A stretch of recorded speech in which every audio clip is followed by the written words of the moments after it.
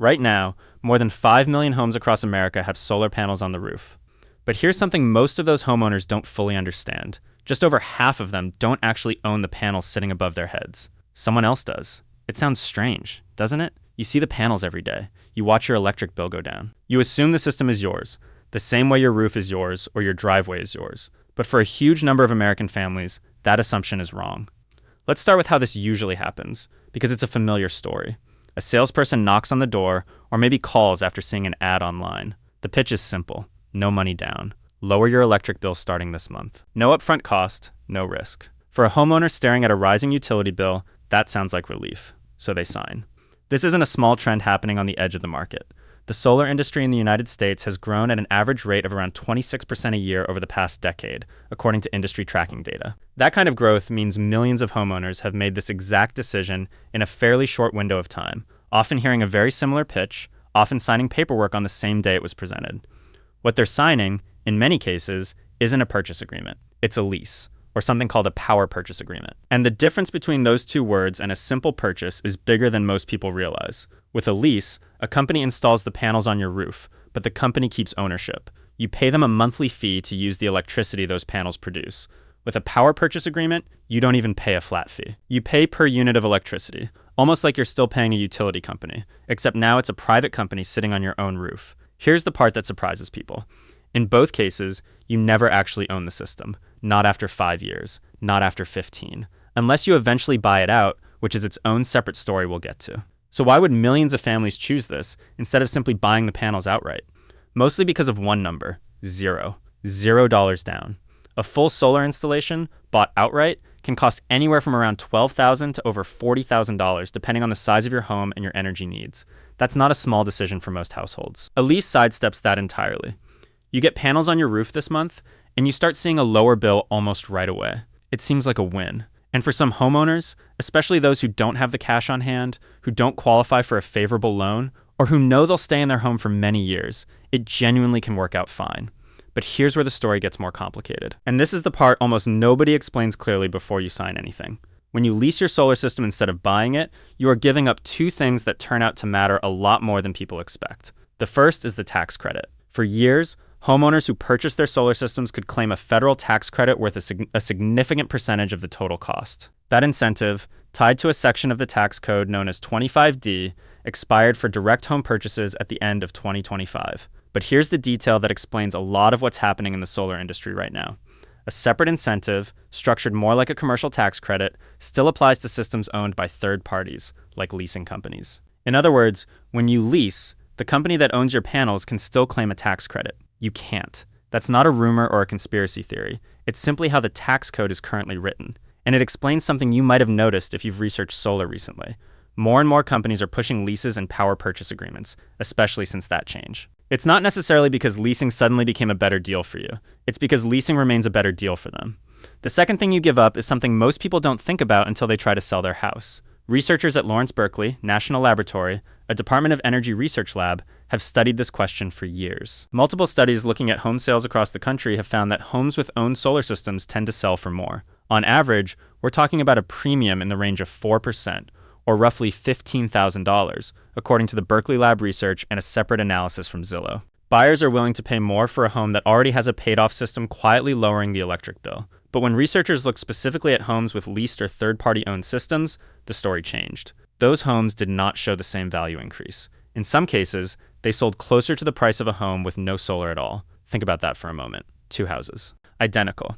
Same neighborhood, same size, same panels on the roof, producing the same electricity. One owner bought their system outright. The other leased it.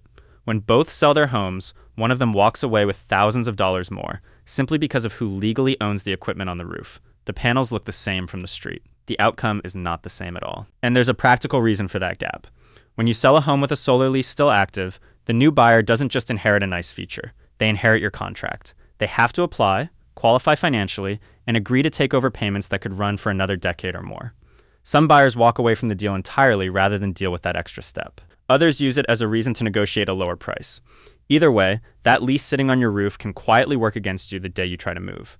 There's another detail buried in the mortgage process that most homeowners never hear about until it affects them directly. When a bank calculates whether a buyer can afford a new home, it looks at something called debt-to-income ratio. Under current guidance from Fannie Mae, one of the major players in the U.S. mortgage market, a solar lease payment is treated as an ongoing financial obligation, the same way a car payment or a student loan would be.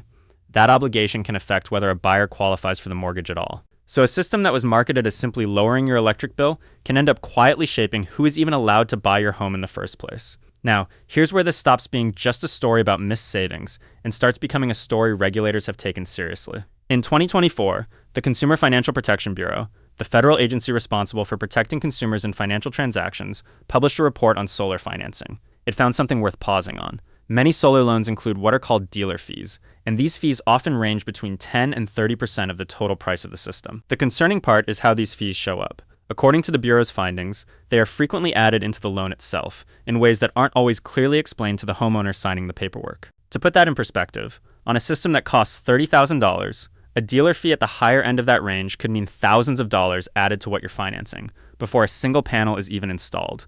It's the kind of number that changes the real cost of a deal that was pitched as simple and affordable. Around the same time, state attorneys general in several states started taking action of their own. In Connecticut, the attorney general filed a lawsuit against a major national solar company, along with several of its local sales partners, alleging deceptive and unfair sales practices. The complaint described homeowners being locked into long-term contracts without their full and informed consent.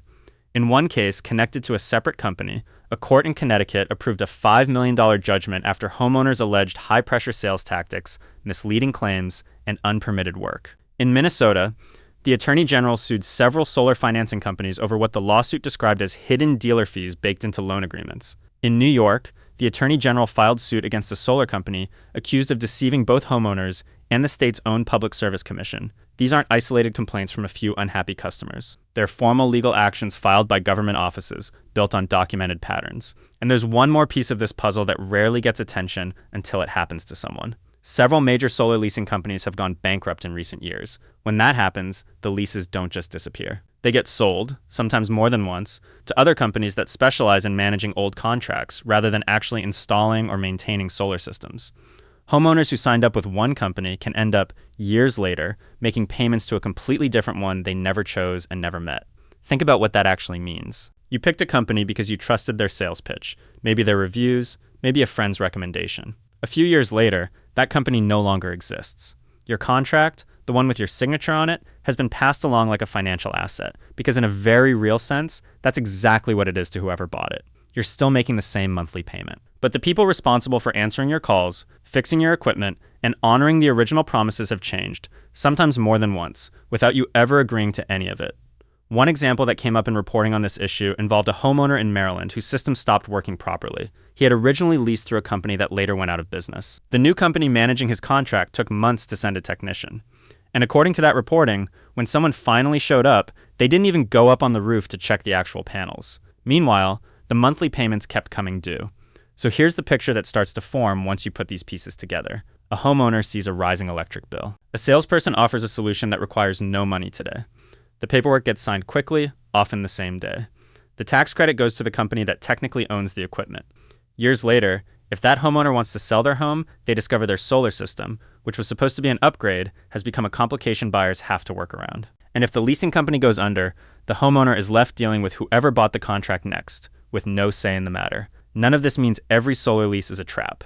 That would be an exaggeration, and an unfair one. Leasing can genuinely make sense for certain homeowners. If you don't have enough tax liability to benefit from a credit anyway, if your credit score makes a loan expensive, or if getting panels installed at all matters more to you than optimizing every dollar, a lease might still be a reasonable choice. Some homeowners who lease their systems report smooth installations, responsive service, and real savings from the very first month. Their experience is just as real as the complaints filed with attorneys general. The problem isn't the existence of leasing as an option. The problem is how often that option gets presented as if it carries no trade-offs at all, when the research clearly shows otherwise. There's something almost ironic sitting at the center of all this. Solar power is often described, even by the industry itself, as a way for homeowners to take back control from utility companies. Less dependence, more independence, more control over your own energy.